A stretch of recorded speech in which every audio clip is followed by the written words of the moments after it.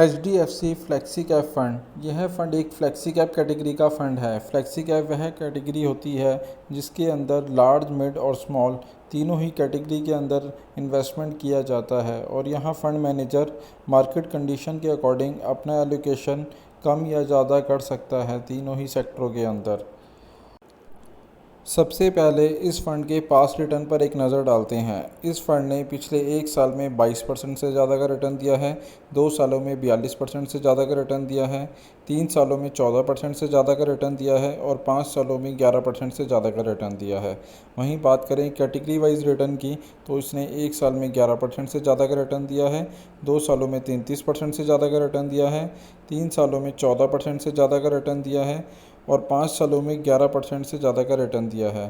तो आप देख सकते हैं कि इस फ़ंड ने ज़्यादातर टाइम अपनी कैटेगरी को बीट किया है। इस लिहाज से यह इन्वेस्टमेंट के लिए एक अच्छा ऑप्शन हो सकता है। बात करें स्कीम डिटेल के बारे में तो यह फ़ंड एक ओपन एंडेड फ़ंड है। ओपन एंडेड वह फ़ंड होते हैं जिसमें आप कभी भी इन्वेस्टमेंट कर सकते हैं और कभी भी विड्रॉ कर सकते हैं। इस फ़ंड का बेंचमार्क निफ्टी 500 है। वहीं बात करें इस फ़ंड पे लगने वाले एग्ज़िट लोड की तो यदि आप एक साल से पहले विड्रॉ करते हैं तो 1% का एग्ज़िट लोड लगेगा और यदि आप एक साल के बाद करते हैं तो किसी भी प्रकार का कोई एग्ज़िट लोड नहीं है। वहीं बात करें इन्वेस्टमेंट की तो SIP के केस में आप 300 रुपये से इन्वेस्टमेंट की शुरुआत कर सकते हैं और लमसम के केस में आप 5,000 रुपये से इन्वेस्टमेंट की शुरुआत कर सकते हैं। वहीं यह फ़ंड जो है 1995 में लॉन्च हुआ था और इस फ़ंड का अभी तक का जो एसेट अंडर मैनेजमेंट है वह है 27,496 करोड़ रुपए का। वहीं किसी व्यक्ति ने इस फ़ंड में अगर 1 लाख रुपए का इन्वेस्टमेंट किया होता जब ये फ़ंड लॉन्च हुआ था तो आज उस फ़ंड की वैल्यू 99,07,000 रुपये होती। और अगर SIP के रिटर्न की बात करें तो इसने जब से यह लॉन्च हुआ है तब से लेकर अभी तक ऑन एन एवरेज एक 20% के आसपास का रिटर्न दिया है। वहीं बात करें इस फ़ंड के एक्सपेंस रेशो की तो इस फ़ंड का एक्सपेंस रेशो 1.76% का है। यह फ़ंड 2 फंड मैनेजर के द्वारा मैनेज किया जाता है। पहले हैं मिस्टर प्रशांत जैन और दूसरे हैं संकल्प बेद। इन 2 फंड मैनेजर के द्वारा यह फ़ंड मैनेज किया जाता है। वहीं बात करें टॉप 5 सेक्टर एलोकेशन की तो इसके अंदर बैंक्स प्राइवेट के अंदर 14.92% का इन्वेस्टमेंट है, ऑयल एंड गैस में 9.88% का इन्वेस्टमेंट है, बैंक्स पब्लिक में 9.64% का इन्वेस्टमेंट है, NBFC के अंदर 9.27% का इन्वेस्टमेंट है और यूटिलिटीज़ के अंदर 7.53% का इन्वेस्टमेंट है।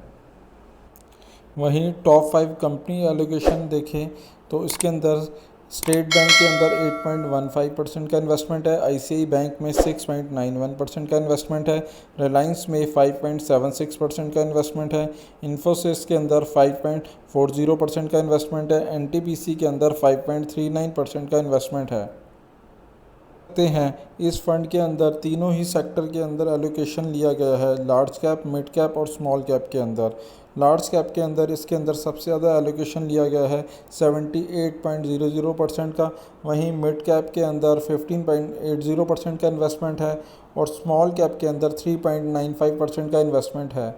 तो आप देख सकते हैं कि तीनों सेक्टरों में एलोकेशन लेने की वजह से आपको उसके अंदर तीनों ही मार्केट सर्कल का बेनिफिट मिल सकेगा।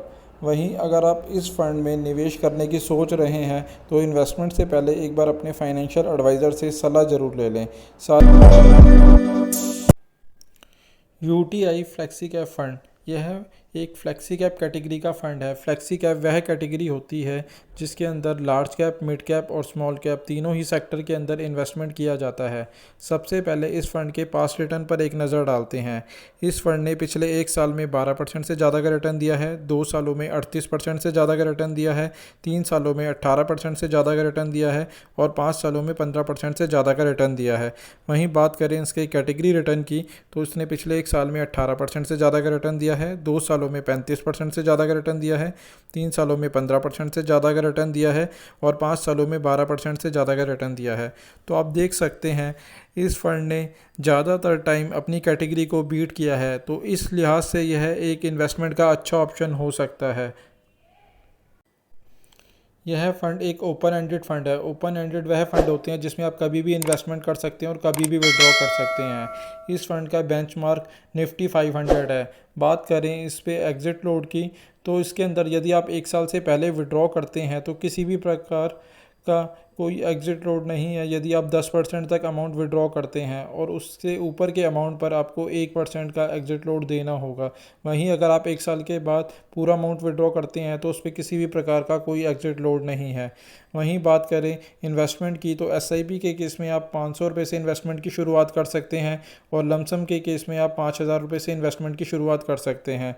यह फ़ंड 2005 में लॉन्च हुआ था और इस फ़ंड का अभी तक का जो एसेट अंडर मैनेजमेंट है वह है 24,898 करोड़ रुपए का। वहीं बात करें यदि किसी व्यक्ति ने इस फ़ंड में 1 लाख रुपए का इन्वेस्टमेंट किया होता जब यह फ़ंड लॉन्च हुआ था तो आज उसकी वैल्यू 11,04,000 रुपये होती। वहीं बात करें इस फ़ंड के एक्सपेंस रेशो की तो इस फ़ंड का एक्सपेंस रेशो 1.84% का है।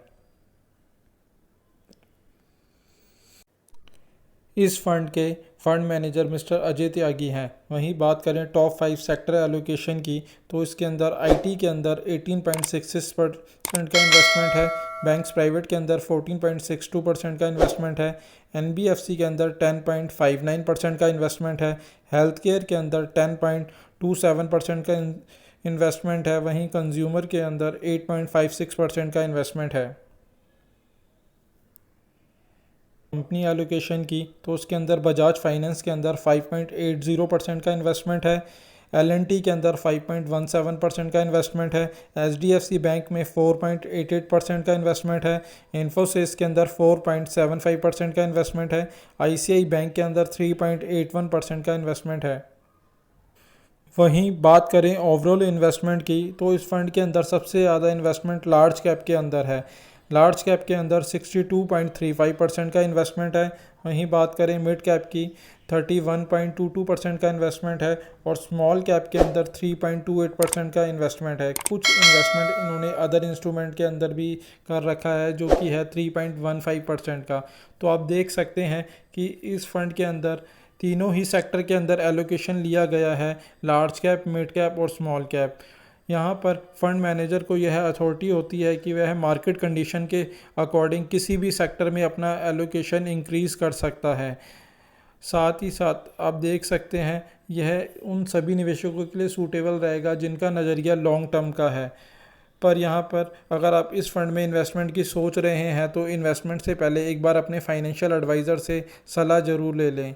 साथ ही साथ यदि आप इस फंड में या किसी भी और फंड में इन्वेस्टमेंट करना चाहते हैं तो अब आप हमारे मोबाइल ऐप के थ्रू भी इन्वेस्टमेंट कर सकते हैं जिसका लिंक नीचे डिस्क्रिप्शन में दिया गया है। वीडियो अच्छा लगा हो तो प्लीज़ इसे लाइक शेयर करें और हमारे चैनल को सब्सक्राइब करें। धन्यवाद दोस्तों।